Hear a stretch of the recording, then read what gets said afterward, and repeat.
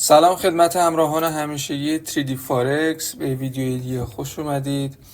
توی این ویدیو میخوایم ببینیم که توی هفته‌ای که گذشت ما چه موقعیت‌هایی رو داشتیم در اساس روشی که داریم.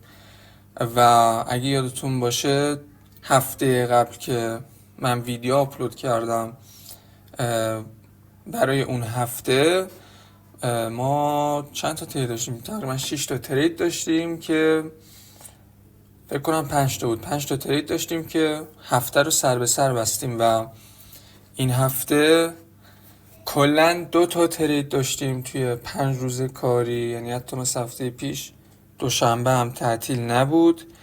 ولی خب چون یورو ین، پوند ین، دلار ین، حالا بعدم بهتون نشون میدم، حرکات شارپی رو داشتن و شدیداً صعود کردن، ما توی همچین مواقعی ستاب خاصی نمیگیریم، چون باید یک فالس بریکاوتی رخ بده، باید یک اصلاح قیمتی داشته باشیم که مبنای همه اینا، اساس همه اینا پولبکه. قیمت باید یک پولبکی رو بزنه، باید یک اصلاحی رو داشته باشیم که وقتی قیمت شارپی میره بیشتر به درد تریدرهایی که با مومنتوم کار میکنن میخوره، نه ما که باید منتظر تشکیل پولبک اینا بمونیم. به خاطر همین این هفته تریدایی که داشتیم خیلی کم بود و فقط 2 تا بودن و هیچ اشکالی نداره و هر دوتای اینا هم روی یه جفت ارز بود، روی یورو ین بود و توی یک موقعیت بود، یعنی توی 2 روز مختلف نبود یا توی 2 تا ساختار مختلف نبود و فقط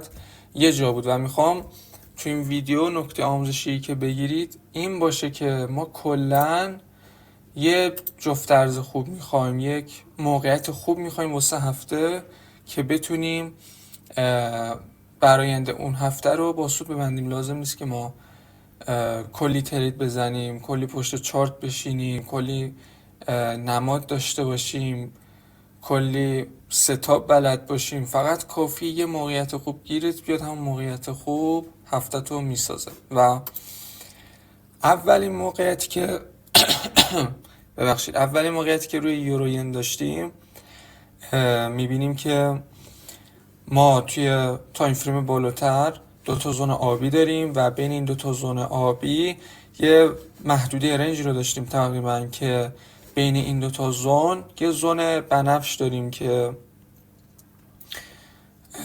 قیمت از زون مقاومت ما برگشته، بنابراین انتظار برگشت قیمت رو داریم، پس روند نزولی و باید دنبال موقعیت‌های سل باشیم.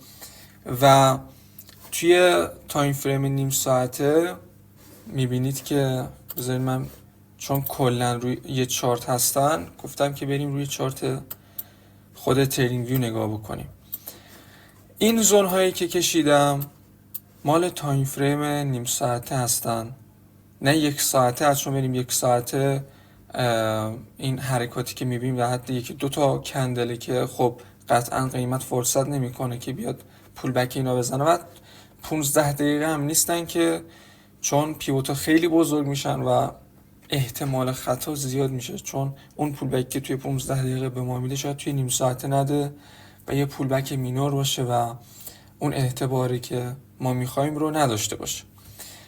و کلا چشمی میتونیم حدس بزنیم که نیم ساعته است. حالا این به مرور تا زیادتر تمرین بکنید تشخیصش واسهتون راحت میشه، هیچ فرمول خاصی نداره، فقط مثلا باید برید مثلا میایم 4 ساعته میبینیم هیچی دیده نمیشه، میایم 1 ساعته میبینیم که مثلا اینجا که ما 2 تا کندل داریم کلا اونجا یه دونه کندله. خب وقتی ما یک موج رو توی 1 ساعته در حد یک کندل میبینیم، خب این بنده خدا اصلا نمیتونه بیاد پول بک بزنه و کل حرکاتش 1-2 تا کندله، اصلا فرصت پول بک زدن نداره.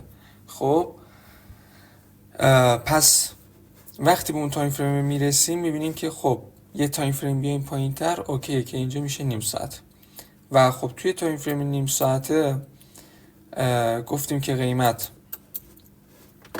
عکسشو بیارم، قیمت از اون برگشته، پس روند نزولیه و با شکست این زون سبزنگ ما ستاپ فالس بریکاوت داریم. چرا؟ همیشه توی برگشت قیمت اولین زونی که شکسته میشه فالس بریکاوت، چون قیمت اومده این زون رو شکست ولی یهو برگشت، فالس بریکاوت شده. چرا قانون اول؟ چون ما توی تایم فریم بالاتر یک پیوت ماژور داریم که قوی تره و باعث میشه که روند حرکتی قیمت برگرده.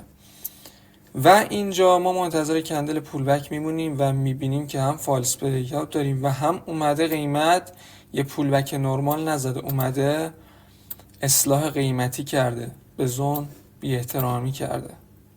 خب وقتی که بهتون گفتم ما اینجا اصلاح قیمتی داریم، ستاپ ما فالس بریک اوت ها، ستاپ فالس بریک اوت، ولی پولبک که داریم اصلاح قیمتی. برای اینکه ما بتونیم اون کندل پولبک ریزه رو بگیریم، اون واکنش ریزه رو بگیریم، یه تایم فریم میریم پایین‌تر. اینو توی ویدیوهای قبلی هم گفتم. یه تایم بریم پایین‌تر میشه تایم فریم 15 دقیقه. توی تایم فریم 15 دقیقه ما چی داریم؟ ما این کندل پین بار رو داریم.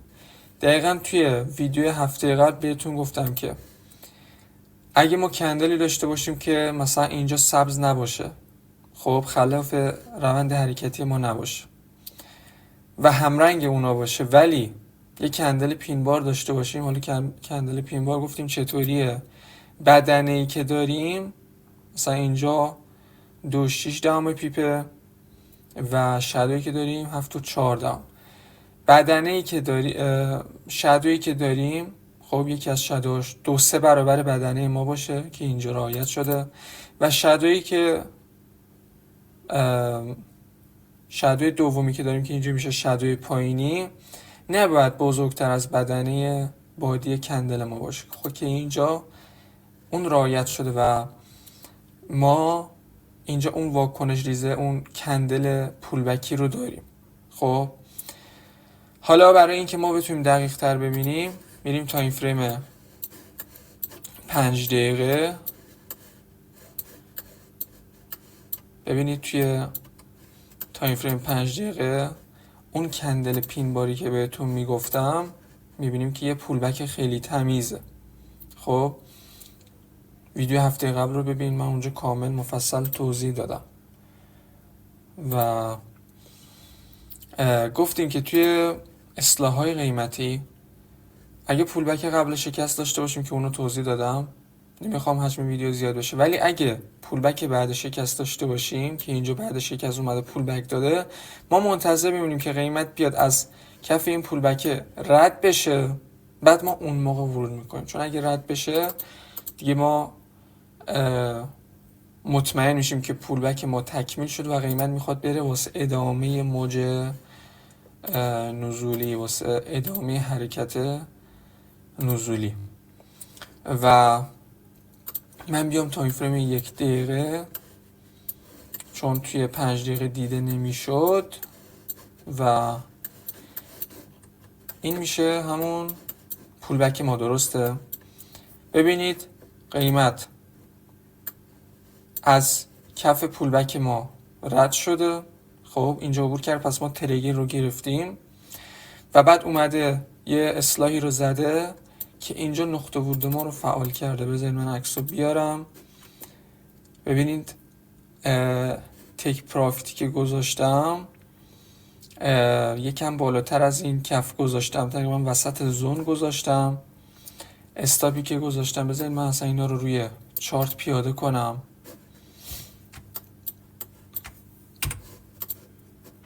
خب استاپ 529،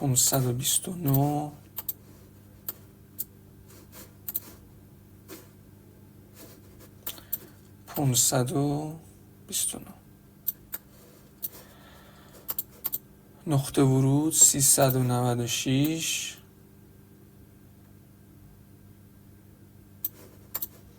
و تیک پروفیت هم 131، ببخشید 131.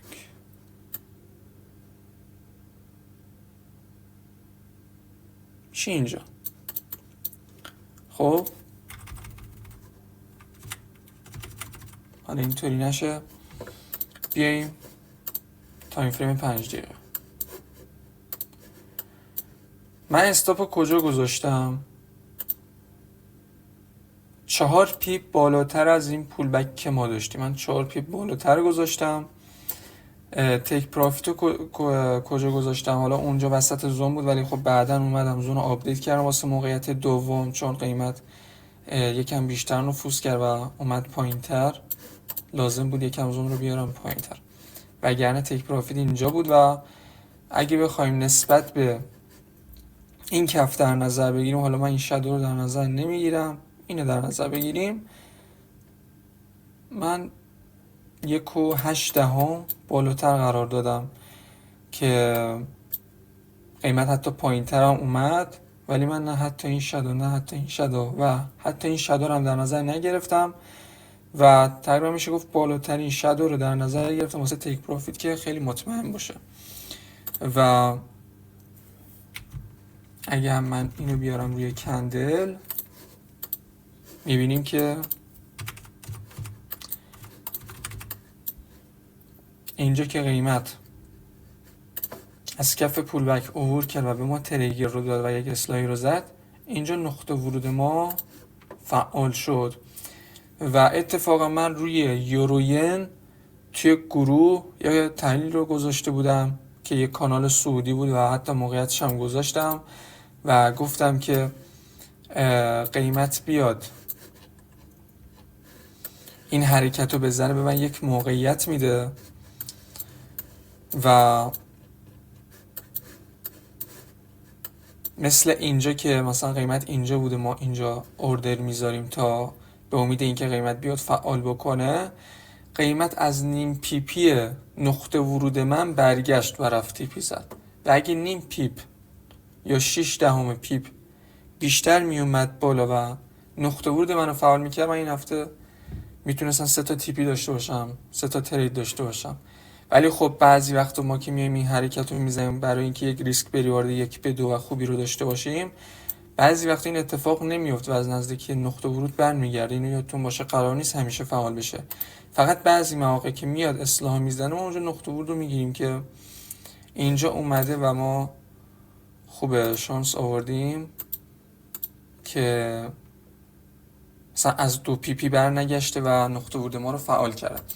و خب این اولین موقعیت ما بود توی یوروین، توی این حرکتی که قیمت برگشت تونستیم اینو بگیریم. خب من اینو میبندم و موقعیت دوم، ببینید وقتی که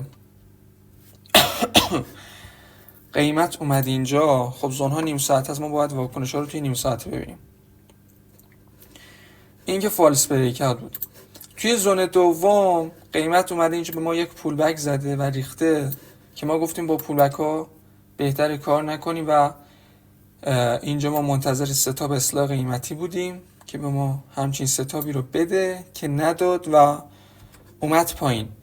وقتی رسید به این زون بنفشه، خب ما انتظار برگشت قیمت رو داریم خب تا زون بنفش، درسته، مگه اینکه قیمت بیا زون بنفش رو بشکنه.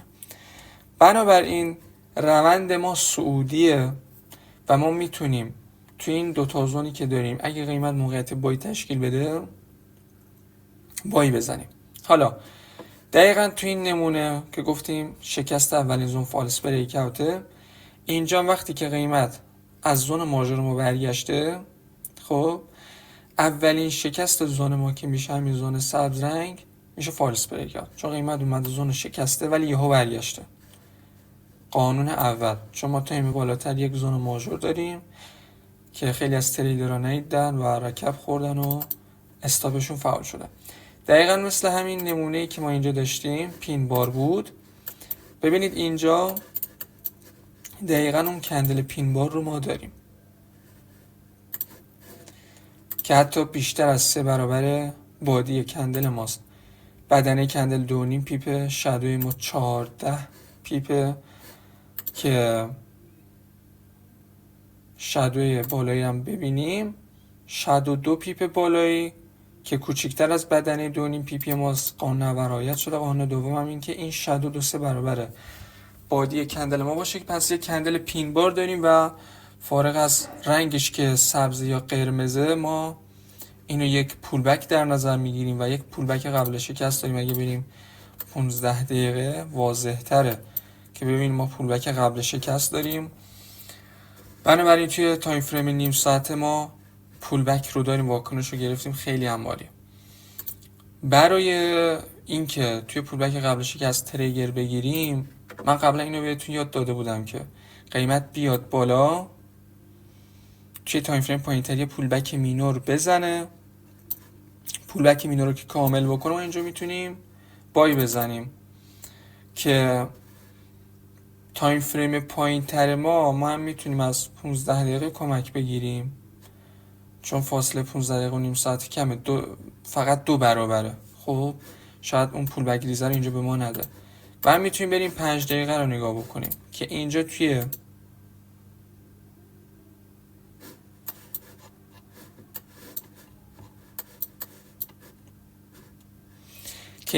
5 دقیقه هم به ما اون واکنش رو نداده. اگه من بیام دقیق نگاه کنم، ببینید این میشه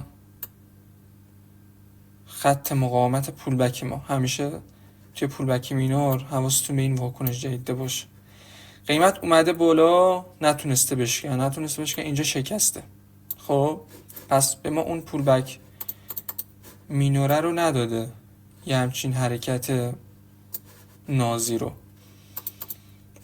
یه قانونی که من توی این 2 سال اضافه کردم و توی ویدیو قبلی اصلا همچین موقعیتی رو نداشتیم که بیام اونجا بگم، اینه که ما مثل اینجا یک پولبک قبل شکست داریم. خب این 2 تا زونی که قیمت بینشونه، یعنی این زونی که شکسته شده و این زونی که انتظار داریم قیمت به سمتش بره، ما دقیقا وسط این 2 تا زون، خب وسطش مییم یه دونه فیبو میندازیم.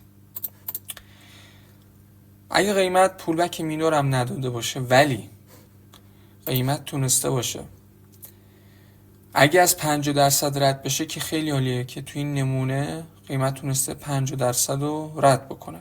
ولی خب اگه مثلا اینجا فاصله 2 تا زون زیاده، بعضی وقتا فاصله زونا کمه، ما اصلا بر 50% میگیریم، ولی اینجا که فاصله زونا زیاده، حتی اگه بیا 38% رو رد بکنه و از وسط 38 تا 50% هم برگرده، اوکی، مشکلی نیست، چون فاصله زونا زیاده، کم نیست و احتمال خطا هم کمتره. ولی وقتی فاصله زونا کم باشه اون 50% مطمئن تره، احتمال خطا کمتره. اگه قیمت بیاد 38% رو رد بکنه، از این وسط ها برگرده، یا مثل اینجا حتی 50% هم رد بکنه که نور علا نوره، ما میگیم چی؟ دقیقا مثل همون موقعیت اولیه یا همین هفته پیش بهتون گفتم، وقتی قیمت پولبک رو رد میکنه، حتی اگه تریگر هم نده توی تایم تریگر، ولی چون پولبک بعد شکست رو کامل رد کرده، ما میتونیم بگیم که سیگنال به ما داده و ما میتونیم ورود کنیم. حالا توی پولبک قبل شکست، چون قبل شکست ما چطوری ورود بکنیم؟ وقتی که این حالت رخ داد که واسهتون توضیح دادم، ما میایم چیکار میکنیم؟ میایم اینو میندازیم. خب حالا توی این نمونه من تیک پروفیت رو 430 گذاشتم، 430. ببینید واکنش هایی که داشتیم، این که بالاترین واکنش بوده، اینو در نظر نگرفتم، اینم همینطور. بالاترین واکنش هایی که نسبت به این زون داشتیم اینا بودن که اینا رو هم در نظر نگرفتم و اومدم پایین ترین واکنش که جدیدترین واکنش بوده رو هم اینو در نظر گرفتم ببخشید، و حتی یکم هم فاصله دادم، تقریبا یه پیپ آوردم پایین تر که تیک پروفیتم جوری مطمئنی باشه. توی پولبک قبل شکست بهتون گفتم که اگه مثلا تریگر میگرفتیم، ما میومدیم یا روی من اینو برعکس بندازم که درصد رو درست بیفته.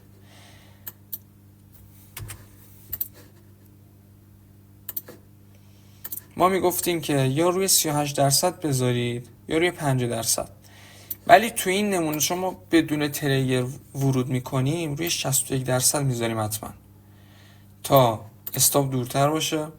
و اگه قیمت اومد پولبک زد مثل اینجا، استاپ ما رو فعال نمی کند، ولی اگه روی 50% هم میذاشتیم باز فعال نمیشد. 38% اصلا نزدیکتر اینجا قیمت تونستی نفوذی بکنه، ولی 61% از هر دوتای اینا مطمئن تره و ما چون بدون تریگر ورود میکنیم بهتره که روی 68% بذاریم که اینجا میبینیم که بخشید 60 یه لحظه یادم رفت 61%، روی 61% بذارید و اینجا میبینید که من روی 0.34 گذاشتم که میشه 0.35 و وقتی ما اومدیم تیپی رو تعیین کردیم، استاپ رو تعیین کردیم، نقطه ورود رو یه جایی میذاریم که بشه ریسک به ریوارد 1:2. این نقطه ورود ما میشه تقریبا اینجا میشه 1:2. وقتی قیمت بدون تریگر میره بالا، پول بک ریزه رو نمیزنه، احتمال این هست که قیمت بیاد یک اصلاحی رو بزنه. ببخشید من گلون گرفته، خواستم برم آب بخورم، آبم قطع بود و تا رفتم برم آب بخورم، چون ما همیشه کم آب توی یخچال داریم، دیدم آبم تموم کردم و حتی اصلا نتونستم آب بخورم و یکم میوه خوردم بتونم یکم سیراب بشم، بخاطر این گلون گرفته. شما به بزرگی خودتون ببخشید. انقدرم حرف میزنم گلون خشک میشه انصافا. و اینجا چون بدون پول بک مینور میره بالا، مخصوصا اینجا که شارپی رفته بالا، احتمال اینکه قیمت بیاد یک اصلاح بزنه خب بیشتره. بنابراین به احتمال میتونم بگم خیلی زیاد، به احتمال خوبی، به احتمال زیادی قیمت میاد نقطه ورود ما رو فعال میکنه که اینجا اومده فعال کرده و رفته بالا. و من اومدم این عکس رو دیرتر گرفتم. چرا؟ تا بیام این موقعیت رو هم بهتون نشون بدم. حالا اگه میدونستم کل هفته قرار همین دوتا موقعیت باشه، حتی این عکس رو هم نمیگرفتم، میومدم رو چارت توضیح میدادم. ولی اینجا میبینید که خب پرونده این که بسته شد، تی پی و استاپ و نقطه ورود اینا رو همه رو بهتون توضیح دادم و این قانونی هم که بهتون گفتم بنویسید، بعداً توی هفته دیگه به دردمون میخوره. و اینجا میبینید که خب گفتیم که قیمت از زون بنفش برگشته و روند صعودیه تا زون آبی. اینجا که ما ستاپ فالس بریک اوت رو داشتیم، بعدن که قیمت میرسه به این زون منتظر میمونیم که بیاد یه اصلاح قیمتی بده، ورود کنیم که قیمت ریخته. خب اینجا چه اتفاقی افتاده؟ قیمت اومده زون سبز ما رو شکسته به سمت پایین، ولی بعدش برگشته بالا. این چه ستابیه؟ این ستاب فالس بریک اوت. قیمت اومده زون سبز ما رو به سمت پایین شکست، ولی ببخشید کلا این صفحه من ویدیو رو خراب کرد. ولی وقتی که قیمت درجا برمیگرده بالا میشه ستاپ فالس بریک اوت، چون قیمت اومده زون سبز ما رو شکسته ولی یهو برگشته بالا. این ستاپ فالس بریک اوت. حالا من این ترید رو نتونستم بگیرم. چرا؟ چون بهتون گفتم ما نهایتا تا ساعت 11:30 ترید میزنیم که میشه یه ساعت قبل بسته شدن سشن نیویورک. اینجا ساعت 12 تقریبا و چون دیر وقت و خارج از محدوده زمانی ترید کردن ماست، ما نتونستیم این ترید رو بزنیم، وگرنه میبینید که قیمت اومده پول بک رو زده و شارپی رفته بالا. و اگه این یکم زودتر تشکیل میشد ما میتونستیم اینو هم شکار بکنیم. اینجا ما ستاپ فالس بریک اوت داریم، توی نیم ساعت همون پول بک کندلی رو هم به ما داده و میبینید وقتی اومده پول بک زده، همین که پول بک بسته شده ساعت شده 11:30. نگاه کنید ساعت 11:30 بوده و اگه حتی یه ساعت یا حتی نیم ساعت زودتر بود ما میتونستیم اینو بگیریم، ولی خب چون ما یه سری قوانین داریم نمیتونیم این کارو بکنیم. چرا؟ آیا واقعا لازمه انقدر سختگیر باشیم؟ بله. شما نباید قوانینتون رو زیر پا بذارید. ما اگه این کارو نمی کردیم، من حتی اینو فکر کنم ویدیو قبلم بهتون گفته بودم که یه سال قبل بسته شدن سشن نیویورک بهتره تعطیل بکنین. چرا؟ چون نقدینگی کم میشه. ببین اینجا اومده به ما تریگر رو داده، خب چون قیمت تا سقف پولبک ما اومده بالا، ما تریگر رو گرفتیم حتما، و اومده نقطه ورود رو هم فعال کرده چون یکم اومده پایین تر. ولی چون سشن نیویورک بسته شد و ساعت 12:30، ببین چه گپی باز شده. اینجا ما نباید انتظار حرکت تکنیکالی و زیبایی رو از قیمت داشته باشیم. قیمت غیر منطقی رفتار میکنه و اینجا ما اگه ترید میزنیم و استاپ رو زیر کف پول بک میذاشتیم، میبینیم که با گپ باز شده و سشن نیویورک هم که کامل بسته شده و اومده استاپ ما رو زده و رفته بالا چون نقدینگی کمه. و قبل این سشن ما همچین موقعیت‌های زیبایی رو داشتیم و اگه این یکم زودتر تشکیل میشد و چون ما چارت خیلی زیبایی رو داشتیم، چون چارتمون چارت استیبلی بود، کم نقدینگی نبود، متلاطم نبود، این موقعیت زیبا رو هم تشکیل داده. علاوه بر اون دوتا موقعیت ما میتونستیم اینو بزنیم. ولی خب چون نقدینگی کم میشه، ارزش ترید کردن نداره، احتمال خطا، احتمال استاپ خوردن زیاد میشه و به خاطر همین من این ترید رو نگرفتم.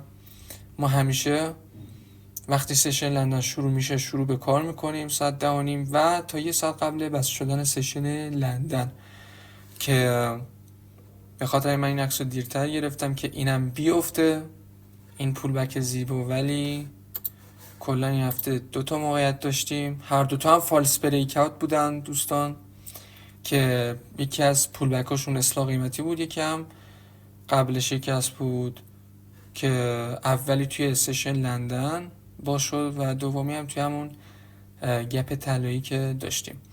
و خب بعضی هفته ها اینطوریه، ما هفته قبل سر به سر اومدیم بیرون. این هفته اگه شما با یه اکانت 10K پراپ ترید میزدید میتونستید همین هفته 4% سود کنید که نصف مسیر پاس شدن رو میرفتید و شاید ما اصلا هفته بعد 1% ضرر بکنیم، خدا میدونه، سود میکنیم ضرر میکنیم یا اصلا سر به سر میایم بیرون.